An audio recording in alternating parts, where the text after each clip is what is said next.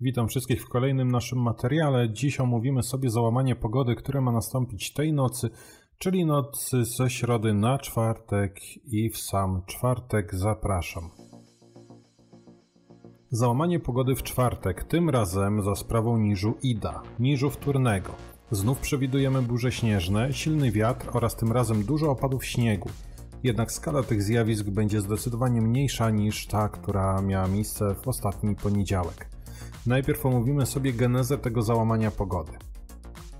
W sumie mógłbym kopiować obrazek niżu nad Skandynawią i wyżu nad Wyspami Brytyjskimi od 2 tygodni i nikt by tak naprawdę nie zauważył, bo ta sytuacja ciągle się powtarza. Sytuacja baryczna będzie podobna do tej z poniedziałku, a zatem mamy silny wyż o imieniu Erich. W środę znajdować się będzie nad Atlantykiem, w czwartek przemieszczać się będzie nad Wyspy Brytyjskie, umacniając się. Ciśnienie wyniesie w jego centrum 1043 hektopaskale. Kolejnym graczem jest niż wtórny Ida. W środę, w tym momencie kiedy nagrywam ten materiał, tego niżu jeszcze nie ma. Jest na razie pogłębiająca się zatoka niskiego ciśnienia. Strzałkami zaznaczyłem ją na mapie, żebyście mogli zobaczyć, o czym mowa i jak to wygląda. Ta zatoka będzie się pogłębiać, będzie się coraz bardziej wyostrzać, aż w końcu powstanie nowy niż i to będzie właśnie niż wtórny Ida. Wczesnym rankiem w czwartek powstanie niż wtórny Ida, który pogłębiając się przemieszczać będzie się w kierunku granicy białorusko-rosyjskiej. Front chłodny związany z niżem Ida przyniesie nam w czwartek załamanie pogody, silny wiatr, liczne opady śniegu oraz burze śnieżne.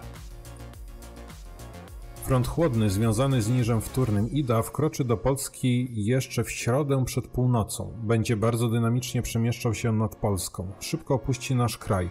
Według wyliczeń stanie się to w czwartkowy poranek. Sam front przyniesie intensywne opady deszczu i opady mieszane na zachodzie Polski. W centrum i na wschodzie opady mokrego śniegu.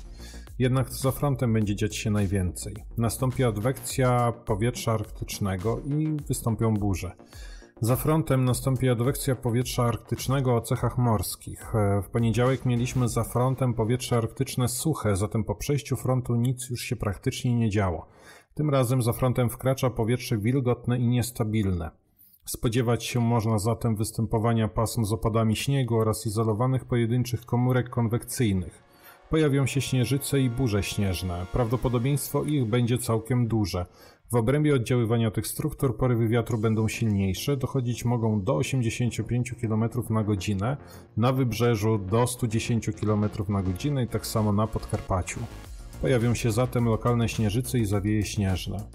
Warto zwrócić też uwagę na malowniczość tych burz, warto obserwować w czwartek niebo. Poniżej kilka z przykładowych zdjęć, jakie wykonaliśmy w poprzednich latach, właśnie w wilgotnym powietrzu arktycznym.